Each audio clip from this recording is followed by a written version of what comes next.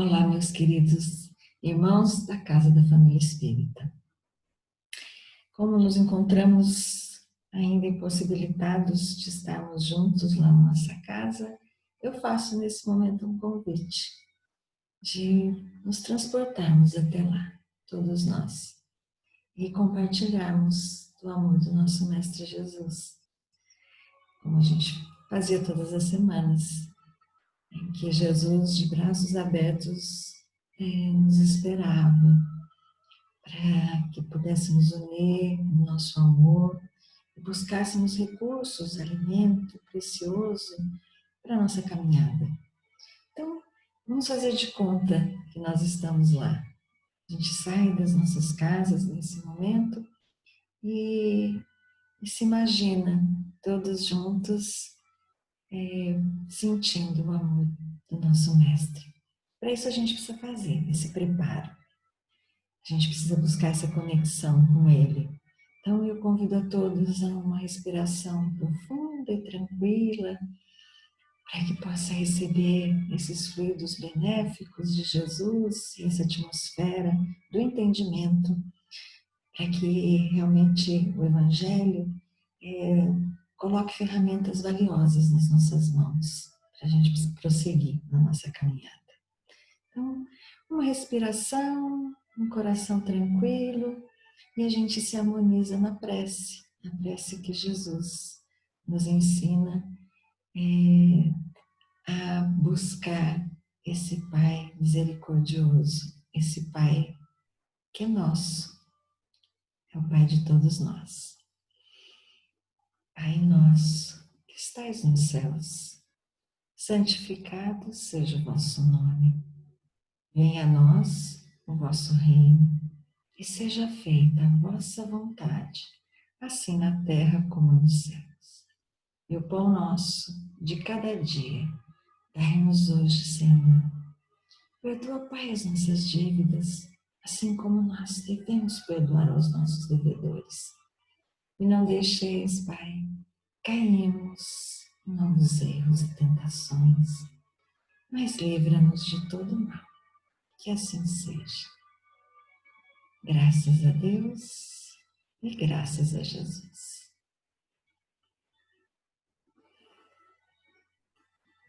Agora a gente está preparado para buscar no Evangelho de Jesus esse alimento verdadeiro. E quando a gente pensa nos ensinamentos de Jesus, nas parábolas, a gente vê que elas têm um esclarecimento profundo, trazem realmente um significado de realidade que aquela humanidade da época não tinha condições ainda de compreender. Até hoje, quantos compreendem profundamente o Evangelho? Quantos ainda têm uma interpretação tão rasa quando ele quer nos dizer coisas tão profundas? Jesus, nosso grande psicólogo, que adentra nas profundezas do nosso ser e trouxe ensinamentos valiosíssimos para que nós pudéssemos avançar na nossa evolução. E a doutrina espírita, ela vem corroborar com o Evangelho de Jesus. Ela amplia a nossa capacidade de entendimento porque ela nos mostra a fé raciocinada. Não mais fruto das nossas heranças atávicas, aquela fé cega, mas adentrar no campo da compreensão. E o Evangelho de Jesus, quando nós buscamos esse profundo entendimento, ele traz verdades maravilhosas para a nossa vida, que nós podemos colocar em prática, porque o Evangelho sem prática são só palavras de um livro antigo. E hoje eu gostaria de compartilhar com vocês uma das bem-aventuranças, esse lindo discurso do nosso Mestre Jesus, que já dizia Gandhi que se todo o Evangelho tivesse sido perdido, de alguma forma, todos os manuscritos queimados ou extraviados, se se só tivesse restado as bem-aventuranças, nada seria perdido. São as palavras de Gandhi. E eu convido vocês a fazer essa reflexão de uma das bem-aventuranças que diz: bem-aventurados os aflitos, porque deles será o reino dos céus. Primeiro, a primeira interpretação que a gente deve fazer é que não existe um reino de Deus físico, é um estado de consciência, de espírito, um estado, sim, de grande paz, lucidez, paz plena. Então, quando ele diz que bem-aventurados os aflitos, aqueles que sofrem, porque encontrarão esse reino, então, todos que sofrem chegarão a essa situação plena de paz. Nós sabemos que nascidos em tronos, em berços de ouro ou de palha, todos sofrem. Eu não conheço ninguém que já não sofreu ou que não vai sofrer. Então, e todos que sofrem atingirão rapidamente assim? É só sofrer e a gente consegue um estado de paz, de consciência plena? Acredito que Jesus queria nos dizer que atingirão sim esse estágio aqueles que souberem sofrer. É o bem sofrer ou o mal sofrer. Então, aqueles que compreendem, entendem o sofrimento, não se vitimizam, não se lastimam em exageros, que se acham os mais sofredores da terra e não compreendem e maldizem muitas vezes o poder do nosso Pai. Então, talvez essa bem-aventurança ela se coloca exatamente para aqueles que entendem exatamente o que é o sofrimento.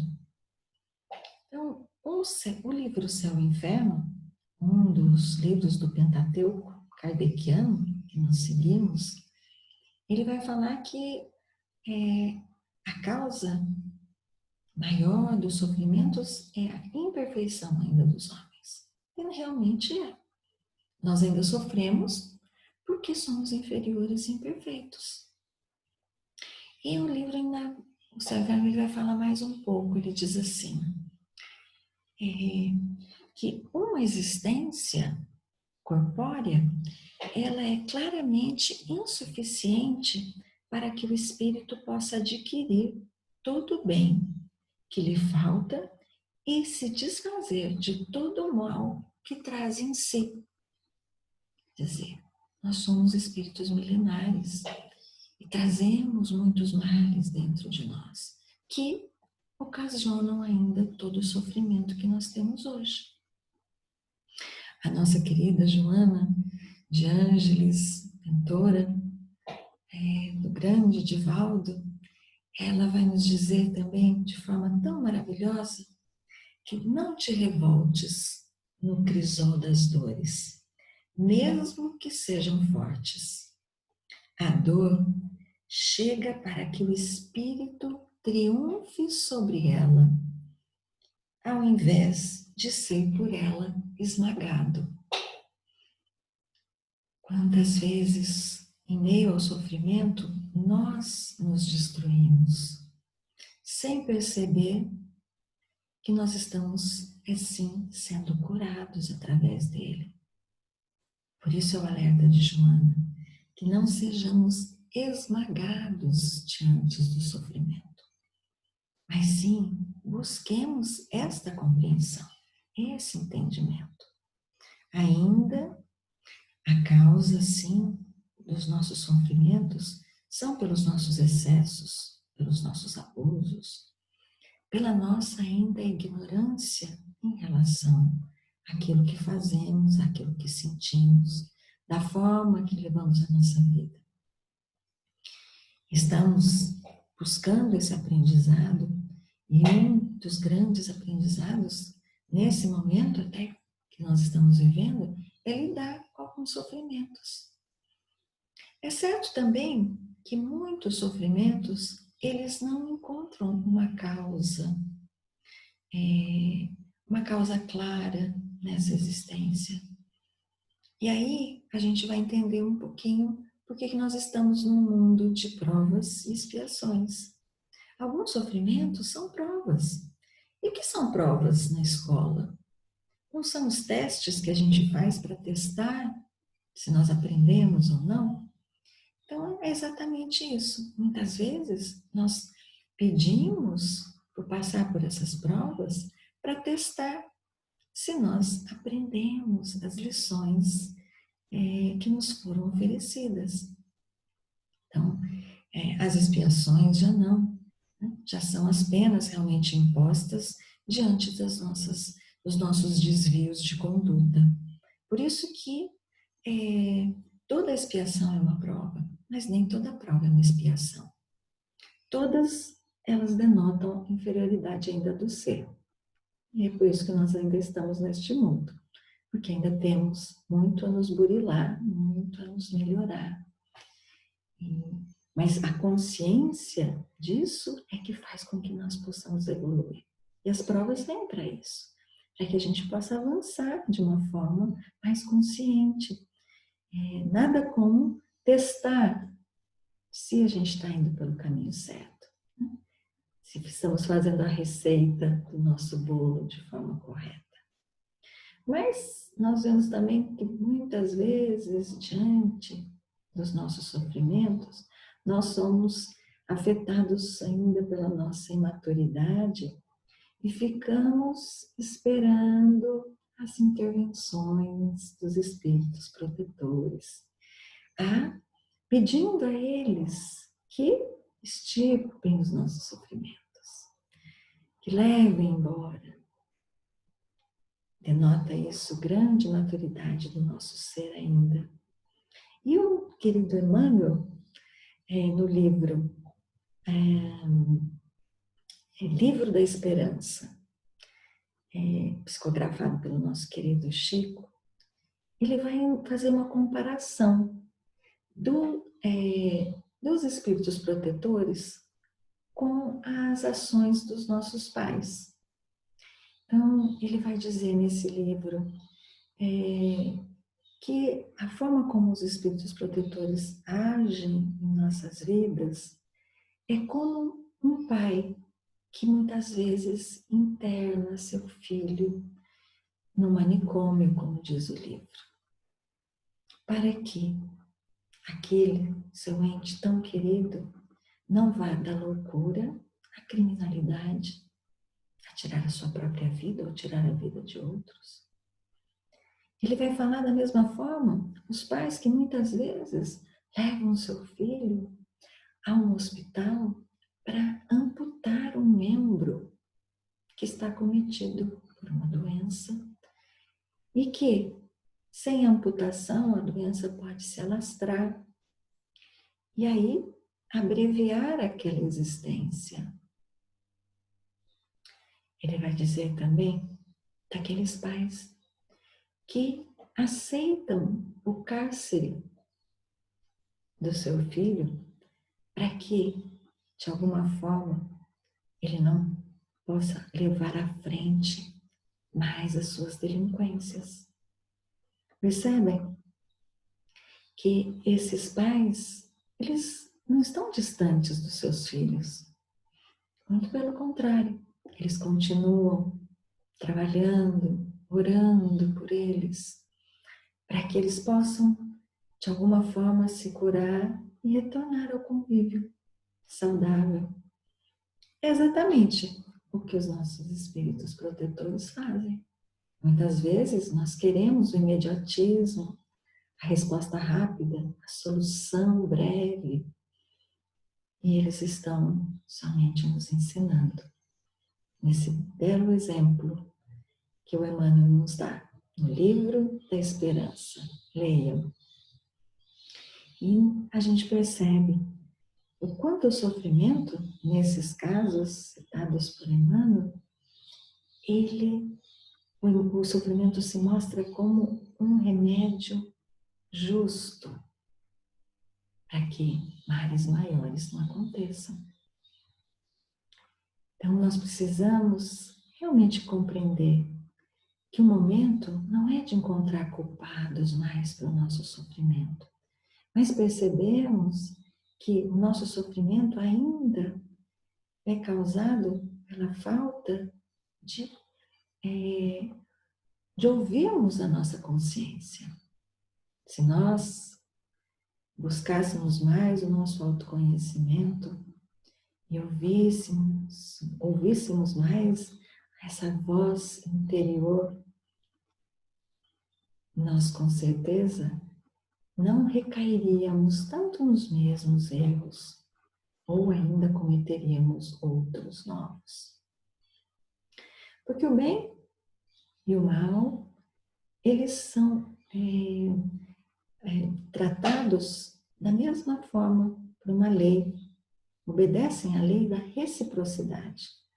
Então, todo o bem que gozamos, como também todo o mal que sofremos, eles são oriundos das nossas ações, desta vida presente ou de tantas outras vidas passadas. Então, o momento é de termos humildade para não buscarmos mais culpados para os nossos sofrimentos, mas também não ficarmos nos culpando, mas sim percebemos a responsabilidade que temos para as mudanças, para nos transformarmos e aceitarmos as nossas falhas como oportunidades de fazermos a diferença na próxima vez que tivermos a oportunidade. Então, humildade para aceitarmos as nossas falhas, e compreensão para não nos vitimizarmos, mas termos essa postura de enfrentamento frente às dificuldades, sem esmorecer, sem desânimo.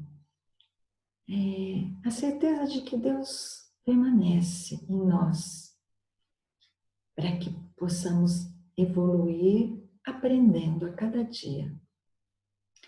Para esse bem sofrer, precisa de uma grande dose de renúncia, vocês não acham? Quem está pronto e apto para renunciar das coisas que muitas vezes nos fazem sofrer? O ato da renúncia é um momento de grande coragem para cada um, para vencer, muitas vezes, hábitos, os nossos momentos de acomodação. Então, procurem pensar um pouco sobre essa palavra, renúncia, e procurem ver como a gente pode colocar isso na nossa vida. É analisar as nossas ações, as nossas atitudes, é buscar ouvir as nossas vozes internas e vigiar os nossos pensamentos. Porque nesse momento, onde tantas coisas têm acontecido, onde tanta discórdia, tanta revolta, e muitas vezes nós vemos as pessoas com tanto ódio em relação à situação, blasfemando contra a política, os políticos, sem qualquer defesa a ninguém. Mas percebem que quando nós falamos, blasfemamos sobre aqueles que fazem o mal, nós fazemos um mal ainda maior? Falar de forma agressiva, com violência, com raiva de tudo que está acontecendo, nós estamos fazendo um mal ainda maior para nós, para a atmosfera que nos rodeia, para essa psicosfera que também é de nossa responsabilidade.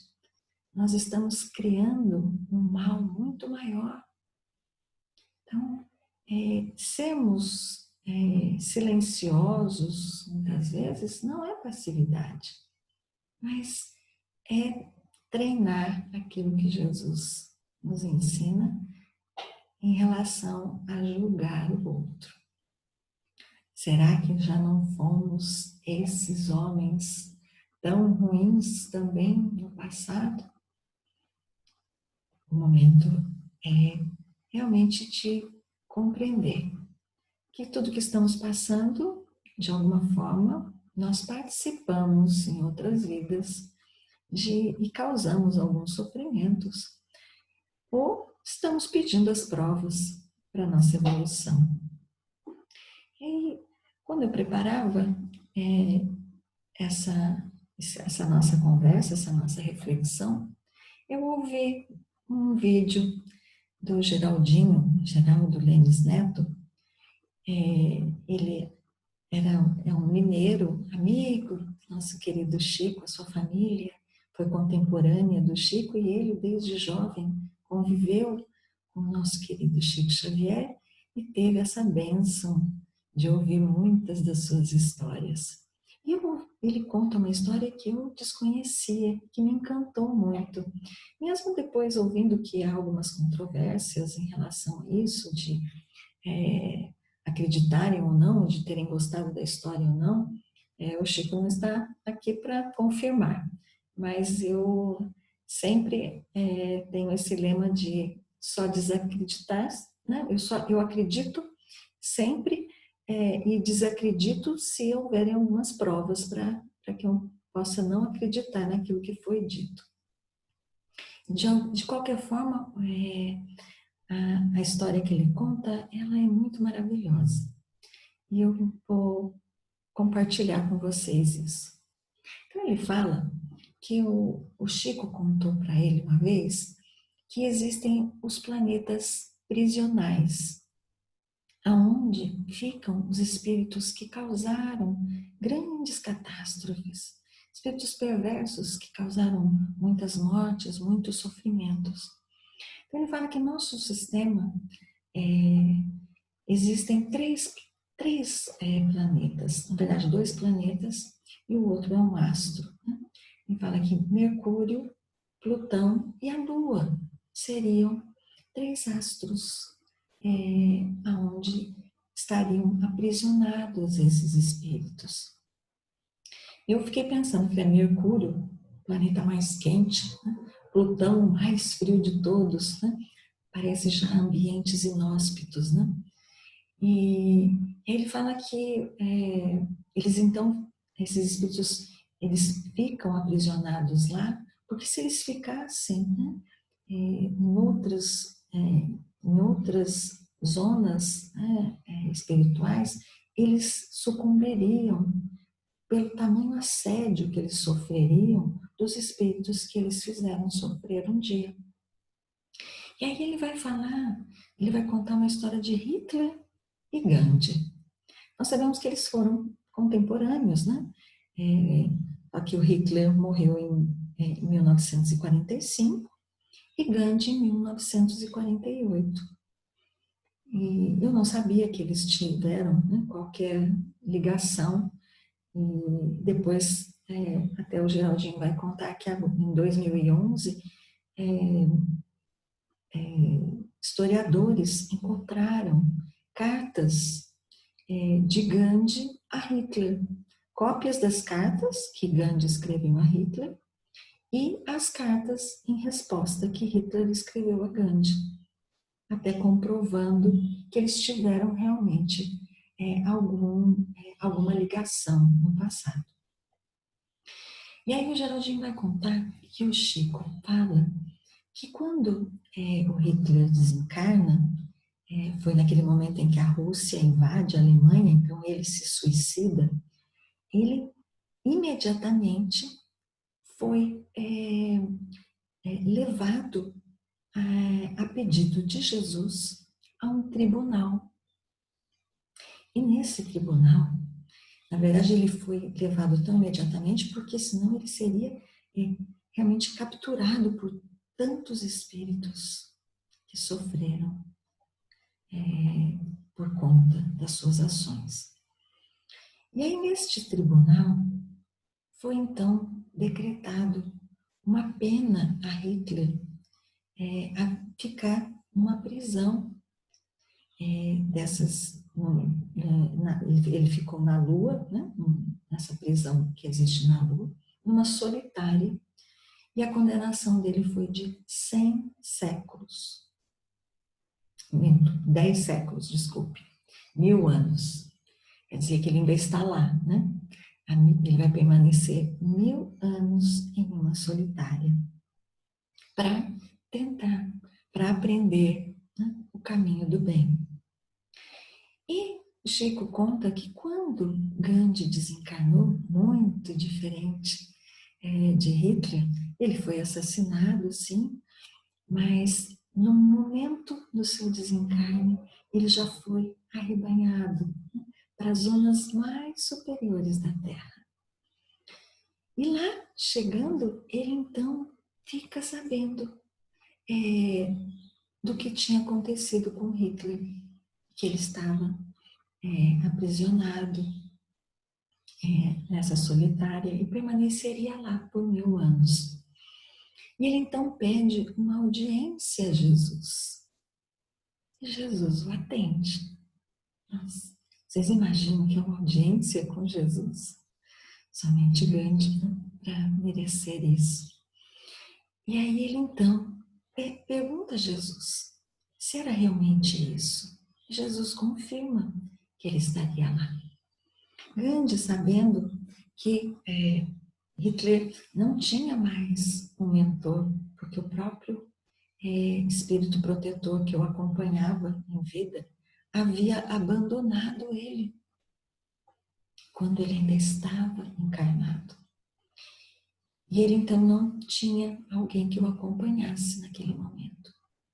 Então Gandhi pede a Jesus que ele gostaria de permanecer nesta penitenciária, auxiliando Hitler a encontrar o caminho do bem. Vocês já ouviram alguma história maior de renúncia do que essa? Eu nunca. Me emocionei a sentir o amor pleno e profundo do nosso querido Gandhi, que tantos exemplos nos deixou em vida. E ainda com essa história, ele se coloca numa posição de amor sublime ao ser. Abrir mão de estar numa zona que ele merecia ficar, de energias sublimes, auxiliando de outras formas, ele escolheu ficar ao lado de alguém que precisa da caridade suprema para vencer todos os males que cometeu, de tanto sofrimento que causou, com tantas mortes de forma tão devastadora. E ele está tendo a ajuda de um espírito de tanta luz como o de Gandhi. Com isso, a gente entende o que é bem sofrer e o que é mal sofrer. É esse entendimento que nós devemos buscar, para que um dia, quem sabe, daqui a milênios, não sei, não importa. Importa o que nós estamos fazendo hoje. Importa são os exemplos que nós queremos colocar na nossa vida para seguir. Que possamos meditar nesse grande exemplo que o nosso querido Chico traz da vida de Gandhi. Quem de nós seria capaz de uma atitude como essa? Possamos aprender com Gandhi, mais uma vez. Aquele que lutou tanto pelo seu povo, que não sofresse nas mãos das guerras britânicas, Aquele homem que, nas cartas, pede a Hitler, suplica que ele abandonasse as suas posições de guerra. Que possamos nos mover nesse amor maior, desses espíritos de tanta luz que deixaram exemplos para que nós seguíssemos os seus rastros. E que a cada sofrimento nós possamos nos lembrar de que não há culpados, mas há sempre as grandes oportunidades. Que possamos evitar as blasfêmias, a nossa ira, a nossa raiva nas situações, mas substituir tudo isso por amor verdadeiro. Amor que cura, amor que restabelece, amor que reestrutura, amor que faz os novos laços que foram desfeitos. É compreender que os nossos desafetos, compreender que aqueles que muitas vezes estão tão próximos de nós, nesse momento de convivência tão intensa com os nossos familiares, estão ao nosso lado, nos dando uma grande oportunidade de redenção, de encontrarmos esse verdadeiro reino de Deus. Que Jesus os abençoe, os protejam, que a luz do nosso Mestre invada o lar de cada um e lhes dê a segurança, a confiança de que Ele segura nas nossas mãos nesse momento. Que Deus os abençoe. Agora e sempre.